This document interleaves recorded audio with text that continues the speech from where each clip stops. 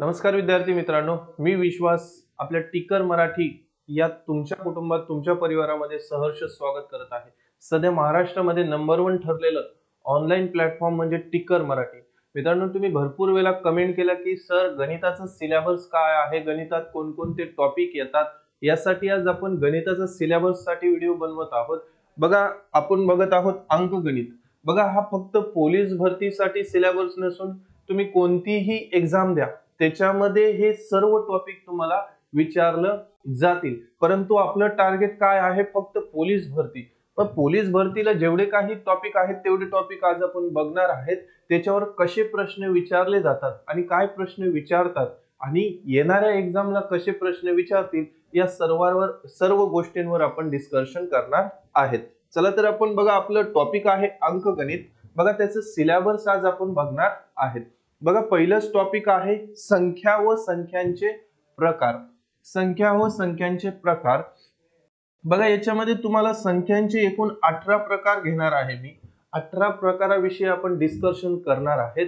बघा, संख्यांचे एकूण 18 प्रकार बघणार आहेत। त्यामध्ये बघा, तुम्हाला विचारले जातं समसंख्या, विषम संख्या, त्यानंतर येते नैसर्गिक संख्या, त्यानंतर येते त्रिकोणी संख्या, चौरस संख्या, त्यामध्ये येतात अशा भरपूर काही संख्या येतात। बघा, तुम्हाला समसंख्या देतात, त्या समसंख्यांची बेरीज किती, 1 ते 100 पर्यंत सर्व समसंख्यांची बेरीज किती, 1 ते 50 पर्यंत सर्व नैसर्गिक संख्यांची बेरीज किती, 1 ते 99 पर्यंत सर्व विषम संख्यांची बेरीज किती, असे यावर प्रश्न विचारले जातात आणि पोलीस भरतीला यावर सर्वात जास्त प्रश्न विचारले आहेत। बघा, याच्यामध्ये अजून एक टॉपिक येतो रोमन संख्या।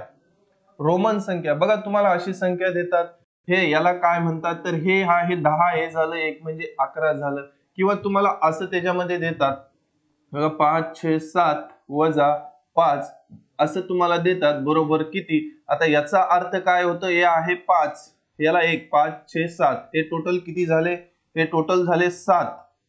मग 7 वजा याला काय म्हणतात 5, तर 7 मधून 5 वजा केले 2, 2 कसं लिहितात, 2 असं लिहितात, हे आलं त्याचं उत्तर। हे असे प्रश्न तुम्हाला एकंदरीत विचारले जातात किंवा दिलेले काही अंक देतात तुम्हाला, 2 4 5 6 यापासून तयार होणारी मोठ्यात मोठी संख्या, या अंकापासून तयार होणारी लहानात लहान संख्या, त्या दोन्ही संख्येतील फरक काय, एकंदरीत तुम्हाला असे प्रश्न या टॉपिकवर विचारले जातात। असे सर्व प्रश्न आपण घेणार आहोत आणि याची प्रॅक्टिस करणार आहोत। तर अंकगणिताला पहिला चॅप्टर काय आहे, संख्या व संख्यांचे प्रकार। आपण दुसऱ्या चॅप्टर कडे जाऊया। बघा, दुसरा आहे विभाज्यतेच्या कसोट्या। विभाज्यतेच्या कसोट्या, बघा, याच्यामध्ये ज्या काही कसोट्या आहेत याच्यावर प्रश्न विचारले जातात। काही संख्या तुम्हाला देतात, आता संख्या दिली 56 75 5, आणि काही तुम्हाला संख्या देतात, समजा 11 12 15 असं काही उदाहरणार्थ संख्या देतात। मग खालील संख्येने या वरील संख्येला पूर्ण भाग जाणारी संख्या कोणती, मग तुम्हाला इथे ज्या काही संख्या देतील त्याच्या कसोट्या पाठ पाहिजेत। मग या कसोट्या पाठ असतील तर तुम्ही त्याला भाग देणाऱ्या संख्या समजू शकतात। आता उदाहरणार्थ तुम्हाला 4 अंकी संख्या देतात, 5 अंकी संख्या देतात, या 4 अंकी 5 अंकी संख्येला पूर्ण भाग जाणारी पर्यायातील कोणती संख्या आहे। तुम्हाला कसोट्या विचारल्या जातात, बघा, 3 ची कसोटी काय, 4 ची कसोटी काय, 5 ची कसोटी काय, 11 ची कसोटी काय, 7 ची कसोटी काय, 15 ची कसोटी काय। बघा, ह्या अशा अनेक साऱ्या कसोट्या आहेत आणि एकदम सोप्या आहेत, त्या लवकरात लवकर पाठही होतात। याचा जर तुम्ही या गणितामध्ये जर त्याचा वापर केला तर तुमचा गणिताचा स्पीड वाढतो। गुणाकार, भागाकार, बेरीज, वजाबाकी या सर्व गोष्टींमध्ये या गोष्टीचा खूप फायदा होतो। या चॅप्टरवर जेवढे काही प्रश्न बनतात ते आपण आपल्या लेक्चर मध्ये घेणार आहोत। ठीक आहे, हा होता दुसरा टॉपिक विभाजकतेच्या कसोट्या। बघा, तिसरा एक टॉपिक आहे महत्त्वाचा, संख्यांवरील क्रिया। बघा, संख्यांवरील क्रिया, आता हे कोणाला तरी नवीनच वाटेल। बघा, हा संख्यामधीलच एक प्रकार आहे। बघा, याच्यावर बघा, तुम्हाला संख्यांची बेरीज विचारली जाते, बेरीज, वजाबाकी, गुणाकार आणि भागाकार। बघा, या 4 क्रियांवर याच्यावर प्रश्न बनतात आणि या गुणाकार होतो।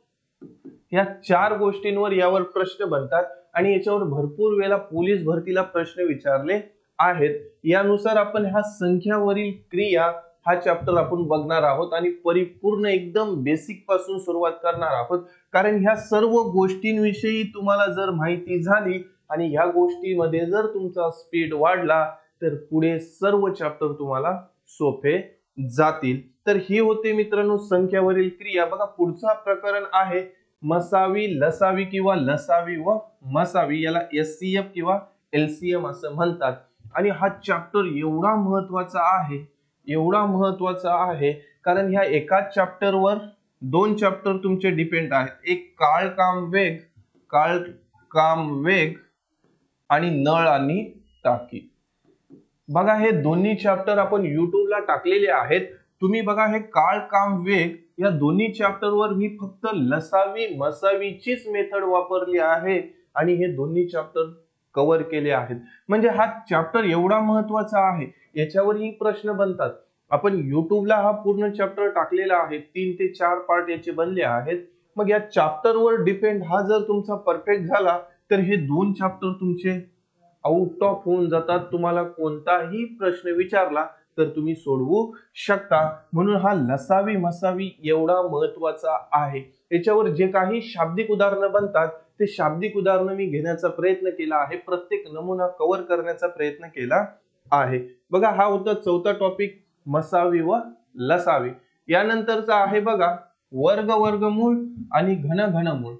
बघा या टॉपिक वर भरपूर प्रश्न विचारले जातात। बघा तुम्हाला कधीतरी असं बघा वर्गमुळात देतात तुम्हाला वर्गमुळात 16, बघा हे 16 कशाचा वर्ग आहे हो 4 चा। बघा हे काय झालं वर्गमूळ झालं आणि हे 16 काय झालं वर्गमूळ झालं। तसंच तुम्हाला घनाचं विचारतात, असेच प्रश्न पोलीस भरतीला विचारले जातात आणि याच्यावरही काही शाब्दिक उदाहरणं बनतात। ती शाब्दिक उदाहरणं काय तयार होतात हे आपण आपल्या टॉपिक वाईज जे लेक्चर सुरू आहेत त्याच्यामध्ये बघणार आहेत। त्यामुळे वर्ग आणि वर्गमूळ घनमूळ हे टॉपिक सुद्धा खूप महत्वाचे आहेत। ठीक आहे, बघा आपण पुढचा चॅप्टर बघूया। पुढचा चॅप्टर आहे घातांक व करणी। बघा घातांक व करणी याच्यामध्ये तुम्हाला घातांकाचे नियम पाठ पाहिजेत। बघा एक नियम आहे बघा, a चा m-वा घात गुणिले a चा n-वा घात, जेव्हा a चा n-वा घात देतात बघा घातांकामध्ये गुणाकारात काय होते, पाया जर समान असेल तर काय होते घातांची बेरीज होते a गुणिले m। बघा अजून एक नियम असा आहे, तुम्हाला जर असा दिला a चा m-वा घात भागिले a चा n-वा घात दिला असेल, भागाकारामध्ये पाया जर समान असेल तर घातांची काय होते घातांची वजाबाकी होते। बघा एक असे 10 ते 12 नियम आहेत, हे नियम जर तुमचे पाठ असतील तर तुम्हाला हा चॅप्टर एकदम सोपा जातो। बघा करणी पण खूप सोपी आहे। करणीमध्ये बघा तुम्हाला असं वर्ग देतात आणि त्याच्यामध्ये काही संख्या दिले जातात। ठीक आहे, तर हा होता घातांक व करणी हा चॅप्टर होता। त्यानंतर बघा पदावली। बघा पदावलीवर तुम्हाला खूप सारे प्रॉब्लेम्स येतात। बघा याच्यामध्येच तुम्हाला बोडमास हा एक टॉपिक येतो। म्हणजे बघा तुम्हाला देतात -2 -2 बरोबर काय येईल, किंवा -1 बरोबर काय येईल। बघा हे असे प्रश्न या पदावलीवर विचारले जातात आणि पदावलीचेही काही नियम आहेत। बघा पदावलीचे काही नियम आहेत। बघा कंसामध्ये तुम्हाला जर काही नियम विचारले, बघा अल्जेब्रा किंवा बीजगणिताचे काही नियम इथं लागू होतात। बघा तुम्हाला जर दिलं a + b चा वर्ग तेव्हा काय होतं बघा a चा वर्ग अधिक 2ab अधिक b चा वर्ग। बघा हे असे काही नियम आहेत, हे नियम तुम्हाला माहिती पाहिजे। बघा जेव्हाही तुम्हाला a अधिक b कंसाचा वर्ग देतात, a अधिक b कंसाचा वर्ग देतात तेव्हा काय होतं, तेव्हा a चा वर्ग अधिक 2ab अधिक b चा वर्ग, किंवा तुम्हाला जर असं दिलं a - b चा वर्ग दिला असेल तर बघा a चा वर्ग वजा 2ab अधिक b चा वर्ग। बघा a - b चा वर्ग दिला असेल तर त्याची फोड काय आहे a चा वर्ग वजा 2ab अधिक b चा वर्ग, किंवा तुम्हाला जर दिलं a अधिक b चा वर्ग तर त्याची फोड काय होते a चा वर्ग अधिक 2ab वजा अधिक b चा वर्ग। बघा इथं प्लस असेल तर इथं प्लस राहतं, इथं मायनस असेल तर ab च्या वर्गाच्या नंतर मायनस राहते। दोन्हीही सूत्र तेच आहेत। तर या पदावलीवर पोलीस भरतीला खूप सारे प्रश्न विचारले आहेत. सर्वात जास्त बोर्डमासवर प्रश्न विचारले आहेत. तुम्ही आजपर्यंत प्रश्नपत्रिका सोडवल्या असतील त्याच्यामध्ये तुम्हाला भेटलं असेल. बघा त्यानंतर येतंय अपूर्णांक. बघा अपूर्णांक बघा बघा a छेद b स्वरूपात जी काही संख्या लिहिली जाते त्याला अपूर्णांक असे म्हणतात. बघा हे ह्याला काय म्हणतात, याला म्हणतात अंश, आणि याला काय म्हणतात, याला म्हणतात छेद असे म्हणतात. बघा अंश आणि छेदामध्ये एखादी संख्या लिहिली जाते तिला काय म्हणतात, अपूर्णांक. उदाहरणार्थ तुम्हाला एक काम दिलं, आता हे काम आहे, त्या कामाचे 4 भाग पाडले, तर बघा यापैकी एक भाग जर पूर्ण केला, यापैकी एक भाग जर पूर्ण केला असेल तर बघा याला अपूर्णांकात कसं लिहायचं. बघा टोटल कामाचे किती भाग पाडले, 4, त्यापैकी किती भाग पूर्ण केला, 1. बघा त्याला अपूर्णांकात लिहायचं असेल, तुम्हाला हे कामाचे 4 भाग पाडले, कामाचे जर तुम्ही 4 भाग पाडले असतील तर त्याला जर तुम्हाला अपूर्णांकात लिहायचं असेल, त्यापैकी एक काम पूर्ण केला तर ते कसं लिहिलं जातं, 1/4. म्हणजे एका कामाचे 4 भाग पाडले त्यापैकी किती भाग पूर्ण झाला हो, एक भाग पूर्ण झाला. बघा या व्यवहारी अपूर्णांकात तुम्हाला उतरता क्रम, चढता क्रम, उतरता क्रम, उतरता क्रम, चढता क्रम, बघा असे काही प्रश्न विचारतात. किंवा मोठा अपूर्णांक कोणता, लहान अपूर्णांक कोणता, एक असे छोटे छोटे प्रश्न तयार होतात. ते याचे पण काही नियम आहेत, तेही तुम्हाला विचारले जातात. आता बघा तुम्हाला उदाहरणार्थ दिला, बघा 25 गुणिले 25 बरोबर 0.25. सॉरी हे असं नाही येणार. बघा त्याचं तुम्हाला जर असं दिलं 25 गुणिले 25 बरोबर 625 येतंय, तर 0.25 गुणिले 25 बरोबर काय येईल. बघा हे अपूर्णांकाचे 2 भाग पडतात, एक व्यवहारी अपूर्णांक आणि दशांश अपूर्णांक. व्यवहारी अपूर्णांक आणि दशांश अपूर्णांक. बघा दशांश अपूर्णांकामध्ये तुम्हाला असे प्रश्न विचारले जातात. बघा 25 गुणिले 25 625 होतात, तर 0.25 गुणिले 2.5 यांचा गुणाकार काय असेल. तर असे काही प्रश्न तुम्हाला पोलीस भरतीला विचारले जातात आणि हे खूप महत्वाचं आहे आणि खूप सोपा चॅप्टर आहे. फक्त या अपूर्णांकाचे 2 भाग काय, एक व्यवहारी अपूर्णांक व दुसरा आहे दशांश अपूर्णांक. या 2 गोष्टी या एकाच प्रकरणात येतात. पुढचा टॉपिक आपण बघूया सरासरी. बघा सरासरी म्हणजे काय, बघा काही संख्या तुम्हाला देतात 2 3 4 5 6. बघा या सर्व संख्यांची बेरीज भागाकारात एकूण संख्या 1 2 3 4 5 भागाकारात त्या एकूण संख्या किती आहेत. आता उदाहरणार्थ बघा सरासरी म्हणजे काय सांगायचं. आता बाबा एखादं स्कूल आहे, त्याच्यामध्ये बघा एका मुलाला 2 रुपये दिले, दुसऱ्या मुलाला 3 रुपये, तिसऱ्या मुलाला 4 रुपये, चौथ्या मुलाला 5 रुपये, 6व्या मुलाला 6 रुपये दिले. मग यांच्यामध्ये काय होईल, भांडण होईल. बाबा मला कमी भेटले, याला जास्त भेटले. मग शिक्षक काय करतात, प्रत्येकाला भांडण होऊ नये किंवा झगडा करू नये म्हणून काय करतात, हे सर्व पैसे एकत्र करतात. हे सर्व पैसे एकत्र करतात आणि त्यांचं मिळून, आता बघा 6 आणि 4 10, 5 15, 16 17 18 आणि 19. बघा हे 19 आले. 19 आता याच्यामध्ये अजून एक घेऊ आपण, 20 घेऊ.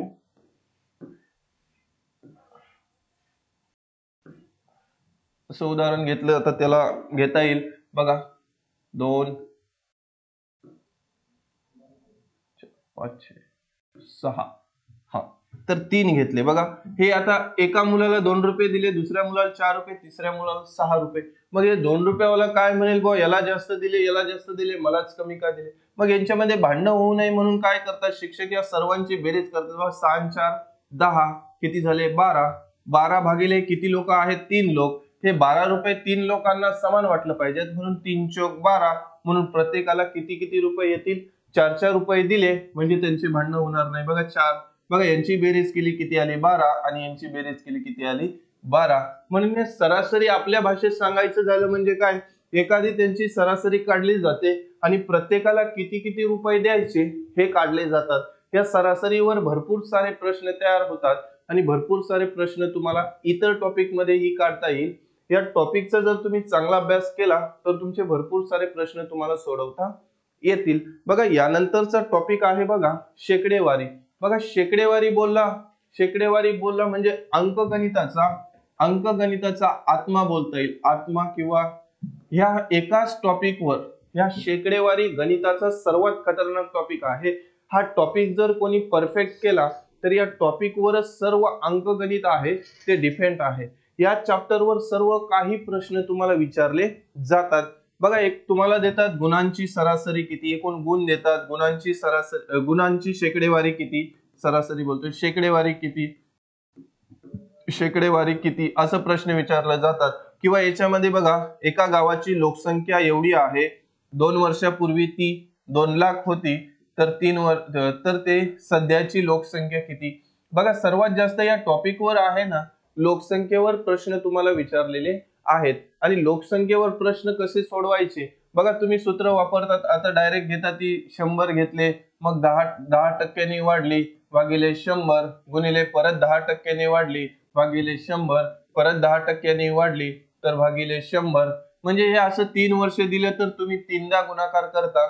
मग ह्या कन्सेप्टचा वापर न करता इथे कोणती कन्सेप्ट लागू होते, बघा इथे अपूर्णांकाची कन्सेप्ट लागू होते. अपूर्णांक जे आपण बघितलं, बघा अपूर्णांक हा टॉपिक आहे, त्याचा वापर परिपूर्ण सर्व चॅप्टर मध्ये होतो. आता या शेकडेवारीमध्ये संपूर्ण अपूर्णांक येतात, संपूर्ण अपूर्णांक येतात. आता तुम्हाला दिलं 1/5, बघा हा झाला अपूर्णांक, याला पर्सेंटेज मध्ये गुणण्यासाठी 5 ने गुणलं जातं. बघा 5 दुनी 10, 1/5 म्हणजे किती टक्के हो, 20%. मग हे झालं अपूर्णांक, त्याला पर्सेंटेज मध्ये रूपांतर करता येते, म्हणजे काय केलं जातं, 100 ने गुणलं जातं. आता 100 ने का गुणायचं काय नाही, जेव्हा आपलं टॉपिक सुरू होईल तेव्हा मी तुम्हाला सांगणार 100च शेकडेवारीमध्ये का वापरायचं. तर याच्यावर सर्वात जास्त प्रश्न काय विचारले जातात, लोकसंख्येवर विचारले जातात. पुढचा टॉपिक आहे नफा तोटा. नफा तोटा, प्रॉफिट आणि लॉस. बघा याच्यावर खरेदी किंमत काय, खरेदी किंमत, विक्री किंमत, विक्री किंमत, नफा किंवा तोटा काय होतो हे विचारले जातं. आता उदाहरणार्थ 100 रुपये खरेदी किंमत आहे, त्यांनी 120 रुपयाला विकली ती वस्तू, एक वस्तू 100 रुपयाला खरेदी केली, ती 120 रुपयाला विकली, तर त्याला नफा झाला की तोटा झाला. बघा खरेदी किंमत कमी असेल आणि विक्री किंमत जास्त असेल तेव्हा नेहमी काय होतो, नफा होतो, त्याला 20 रुपये नफा झाला. आता उदाहरणार्थ त्यांनी एक वस्तू 100 रुपयाला खरेदी केली आणि त्यांनी 90 रुपयाला विकली. बघा जास्त रुपये खरेदी केली आणि कमी रुपयात विकली, म्हणजे काय झालं, हा तोटा झाला. तोटा किती झाला, त्याला 10 रुपये झालेला आहे. मग हे असे काही प्रश्न बनतात, खरेदी किंमत काय, विक्री किंमत काय. बघा जेव्हाही नफा किंवा तोटा हा नेहमी खरेदी किमतीवर होतो, विक्री किमतीवर कधीही नफा किंवा तोटा होत नाही, तो कशावर होतो, खरेदी किमतीवरच होतो. तर बघा या नफा तोट्यावर तुम्ही पोलीस भरतीचे जर प्रश्न बघितले तर खूपदा याच्यावर परफेक्ट असं सांगता येणार नाही की याच्यावर 10 मार्काचे विचारतील, 20 मार्काचे विचारतील, 2 मार्काचे विचारतील, 4 मार्काचे विचारतील. पोलीस भरतीला कोणत्या जिल्ह्यात कोणत्या टॉपिकवर किती प्रश्न विचारतील हे काहीही सांगू शकत नाही. म्हणून हा पूर्ण टॉपिक तुम्हाला करणं खूप गरजेचं आहे. बघा त्यानंतर आहे सूट, कमिशन, दलाली आणि रिबीट. सूट, कमिशन, दलाली आणि रिबीट. बघा एखाद्या वस्तूवर किती टक्के सूट दिली किंवा त्याला एक वस्तू, एका विक्रेत्याने एकाला एक वस्तू विकली, दुसऱ्याला एक वस्तू विकली, तर त्याला किती दलाली भेटली असे प्रश्न विचारतात. बघा दलाली किती भेटली, रिबेट किती भेटलं आणि सूट किती भेटलं किंवा कमिशन किती भेटतं, हे असे प्रश्न या सूट, कमिशन, दलाली, रिबीट वर विचारले जातात. बघा एखाद्या व्यक्तीने दिलेली एखादी वस्तू दिली तर त्यावर त्यांनी 10% सूट दिली, 10% सूट दिली, तर त्याला किती टक्के प्रॉफिट झाला किंवा नफा झाला किंवा त्याला किती कमिशन भेटले. किंवा त्यांनी एक फ्लॅट खरेदी केला, दुसऱ्याला तो विकला, या दोघांकडून त्यांनी काही कमिशन घेतलं, मग इकडून 10% घेतलं, इकडून 10% घेतलं, मग त्याला एकूण किती कमिशन भेटलं किंवा त्याला दलाली किती भेटली, रिबेट किती भेटलं, या सर्व गोष्टींवर तुम्हाला प्रश्न विचारले जातात. हा चॅप्टर ही खूप महत्वाचा आहे. शेकडेवारीचाच एक पार्ट म्हणजे काय, सूट, कमिशन, दलाली व रिबीट. बघा हे चारही टॉपिक एकदाच घेतलेले आहेत, हे चारही टॉपिक सेपरेट आपण घेणार आहेत.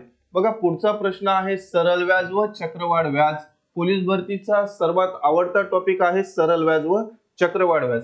बघा याच्यावर तुम्हाला सरळ व्याज म्हणजे काय, बघा सरळ व्याज म्हणजे काय जर विचारलं तर बघा मुद्दल गुणिले मुदत गुणिले दर भागाकारात काय येते 100 येते।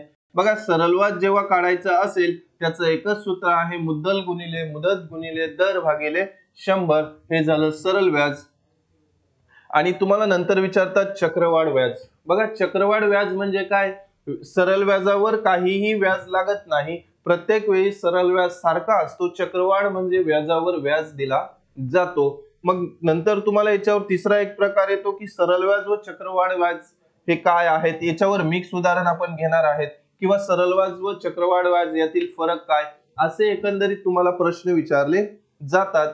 किंवा बघा दाम दुप्पट देतात, दाम दुप्पट किती वर्षात होईल, सरळ व्याजाने एखादी रक्कम दिली तर त्याचं दाम दुप्पट किती वर्षात होईल, हे असे एक प्रश्न विचारले जातात। आणि यो प्रकरण खूप IMP आहे, याच्यावर खूपदा प्रश्न विचारलेले आहेत।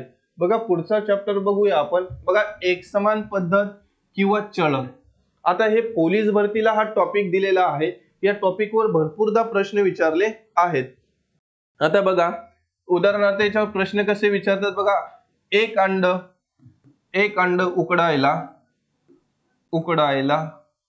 5 मिनिट लागतात, तर 10 अंडे उकडायला किती मिनिट लागतील। बघा हे असे प्रश्न ह्या एकसमान पद्धती किंवा चलनवर तयार होतात। बघा एक अंडे उकडायला 5 मिनिटं लागतात, तर 10 अंडे उकडायला किती मिनिटे लागतील, हे असे प्रश्न तुम्हाला विचारले जातात। किंवा एक टॉवेल वाळण्यासाठी 10 मिनिटं लागतात, तर 10 टॉवेल वाळण्यासाठी किती मिनिटे लागतील, हे असे प्रश्न पोलीस भरतीला खूपदा विचारलेले आहेत। काही जणांना वाटते हे प्रश्न बुद्धिमत्तेमध्ये जातात, परंतु हा अंकगणिताचाच एक भाग आहे, एकसमान पद्धत किंवा चलन त्याला असे म्हणतात। बघा पुढचा टॉपिक आहे गुणोत्तर व प्रमाण। हा चॅप्टर एवढा महत्वाचा आहे, बघा तुम्हाला असं देतात A गुणोत्तरात B व B गुणोत्तरात C व C गुणोत्तरात A। तर याच्यामध्ये तुम्हाला डायरेक्ट सांगतात A व B च्या किमती काढा, A B C याच्या किमती काय असतील, किंवा तुम्हाला देतात A गुणोत्तरात B व B गुणोत्तरात C, तर याच्यामध्ये A व B च्या किमती काढा, किंवा A व C ची किंमत काय, A व C ची किंमत किती पर्सेंटने जास्त आहे। बघा हा चॅप्टर खूप महत्वाचा आहे। बघा ह्या एकाच चॅप्टरवर तुम्ही हे चॅप्टर सोडवू शकता, याच चॅप्टरच्या नुसार तुम्ही वैवारी हा टॉपिक ही करू शकता। बघा रेशिओ मेथडने तुम्ही वैवारी पूर्ण करू शकता आणि हे गुणोत्तर प्रमाण ही सोडवू शकता। बघा या टॉपिक जर तुम्ही परफेक्ट केला तर वैवारी मध्ये तुम्हाला अडचण जाणार नाही, आणि खूप मुलांना वैवारी हा टॉपिक खूप जमत नाही आणि वैवारी मध्ये खूप प्रॉब्लेम्स येतात। हा चॅप्टर जर तुम्ही परफेक्ट केला तर तुम्हाला काहीच प्रॉब्लेम येणार नाही। आणि अंकगणिताचा एक भाग म्हणजे बघा शेकडेवारी आणि गुणोत्तर व प्रमाण हे दोन चॅप्टरचा सर्वात जास्त तुम्ही अभ्यास करा।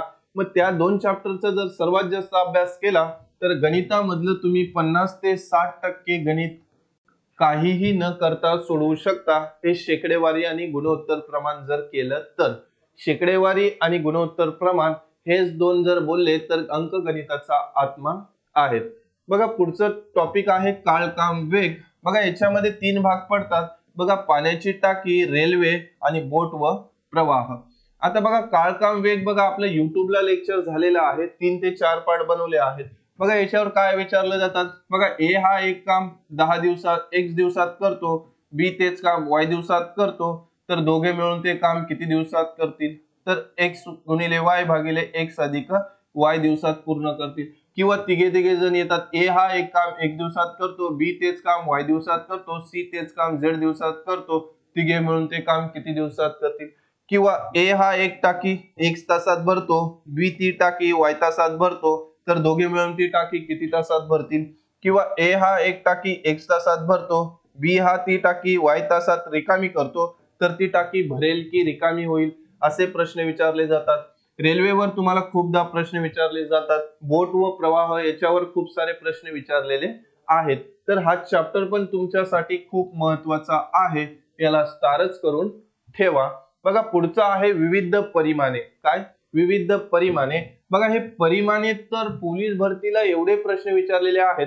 बघा याच्यामध्ये centi, deca, litre, metre, kilo, gram, हे एकक जे आहेत ना, हे एकक विचारले जातात आणि ते एकक कसे काढायचे याची शॉर्टकट काय आहे हे सर्व विचारले जातील. बघा याच्यामध्ये तुम्हाला kilo, deca, litre, metre, gram, centi, milli, gram हे असे काही प्रश्न विचारले जातात. तेव्हा काय करावं लागतं? एकक समान करावे लागतात. आणि बघा हे जे तुम्ही रेल्वे जे बघता, रेल्वे याच्यामध्ये पण तुम्हाला किलोमीटर आणि मीटर हे एकक दिलेले असतात, ते एकक समान करावे लागतात.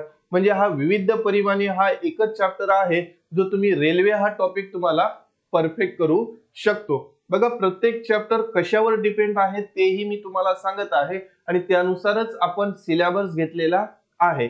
बघा विविध परिमाणे हे जे आहे याच्यामध्ये बघा तुम्हाला centi, deca, litre, metre, kilometre जसं तुम्हाला सर्व गोष्टी विचारल्या जातात. हे असे एक प्रश्न याच्यावर तयार होतात आणि खूप महत्वाचं आहे.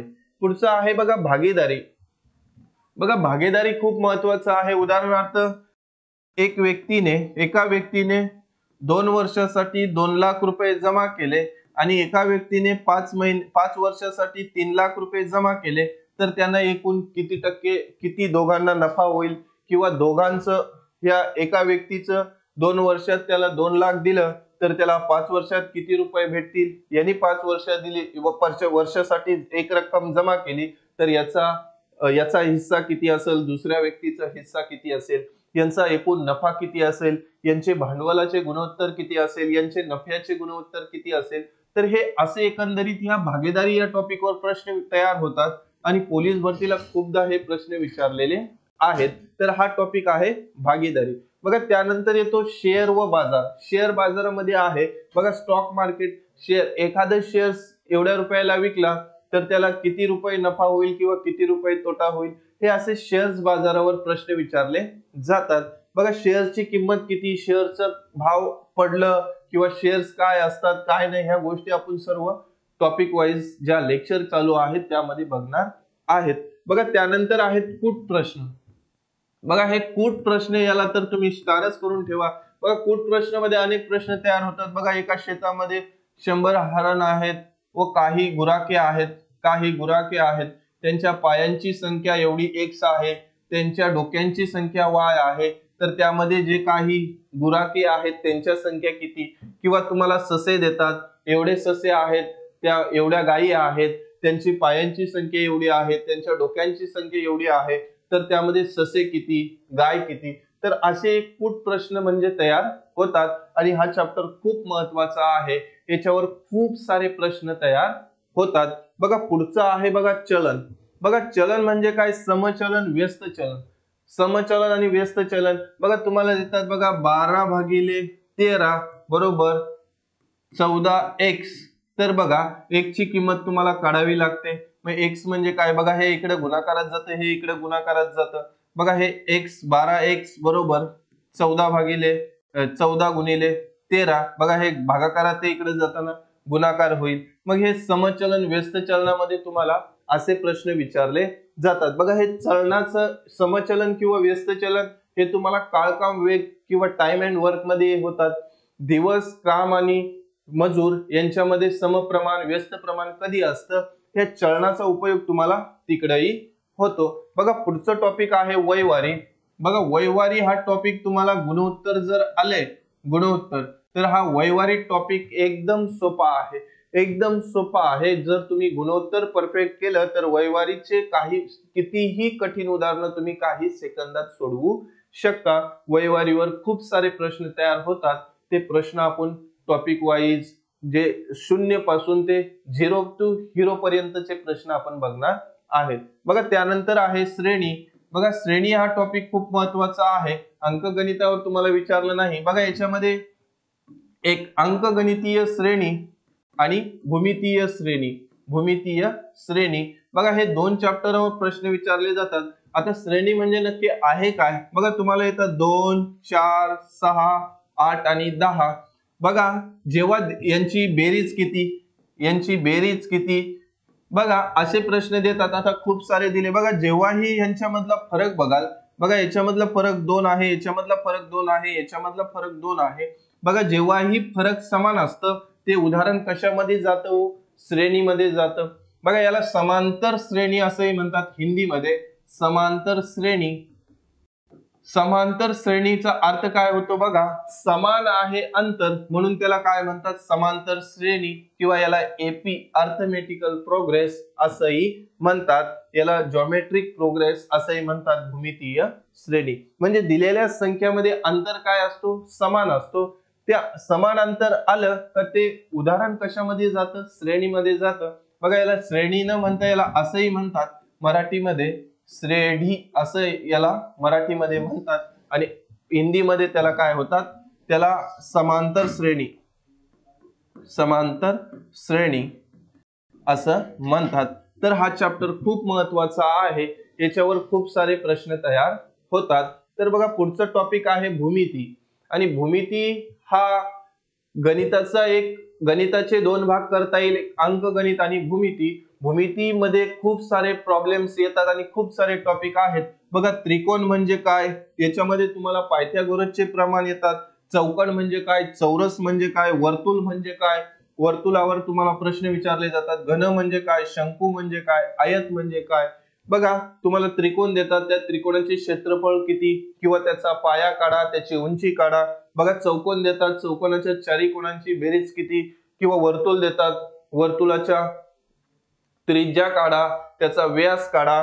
किंवा घन देतात, घनाच्या एकूण बाजू एवढ्या रंगवल्या तर काय त्याचा होईल, पुढे काय होईल, किंवा या घनाच्या एकूण बाजू किती असतात. त्यानंतर तुम्हाला शंकू देतात, शंकूचे काही क्षेत्रफळ विचारतात, शंकूचे तुम्हाला त्रिज्या नाही होत, शंकूचे क्षेत्रफळ विचारतात. आयत येतात, आयताचे क्षेत्रफळ विचारतात. तर ह्या भूमितीवर हे सर्व टॉपिक येतात. याच्यावर सर्व गोष्टी आपण बघणार आहेत. याच्यावर अजून पण काही टॉपिक येतात, पण जेवढे काही महत्वाचे आहेत तेवढे मी इथे लिहिले आहेत. जेव्हा आपले टॉपिक वाईज सिलेबस सुरू झालेला आहे त्यामध्ये ह्यापेक्षा जास्तीचे आपण काही टॉपिक जे शिल्लक राहतात ते घेणार आहेत. बघा हे होते अंकगणिताचा पूर्ण सिलेबस. तुम्ही कमेंट टाकल्या होत्या सर अंकगणिताचा सिलेबस काय असेल, तर तो सिलेबस तुमच्या समोर मांडलेला आहे. तर बघा व्हिडिओ आवडला असेल तर लाईक करा आणि आपले जे काही मित्र असतील त्यांना शेअर करा. चॅनेलवर जर तुम्ही नवीन असाल तर चॅनेलला सबस्क्राईब करा आणि समोर असलेलं घंटीचं बटन दाबा, म्हणजे नवीन नवीन व्हिडिओ जेव्हा अपलोड होतील त्याची नोटिफिकेशन तुम्हाला भेटेल. आपल्या आरंभ बॅचचा आरंभ झालेला आहे. त्या आरंभ बॅच मध्ये हे सर्व टॉपिक 0 पासून हिरो पर्यंत आपण शिकवणार आहेत. त्या बॅचची सर्व माहिती डिस्क्रिप्शन बॉक्स मध्ये तुम्हाला व्हिडिओ भेटेल, त्याच्यामध्ये दिलेला आहे. यापेक्षा जे तुम्हाला जे काही चॅप्टर सांगितले त्यापेक्षा जास्त अजून काही चॅप्टर्स आहेत ज्यांची नावं आपण अजून घेतली नाही. त्या सर्व ते आपल्या ऍप मध्ये जी आपली आरंभ बॅच आहे त्याच्यामध्ये तुम्हाला भेटतील. तर हे होते मित्रांनो अंकगणिताचा सिलेबस. तर आजच्यासाठी एवढंच मित्रांनो. जय हिंद.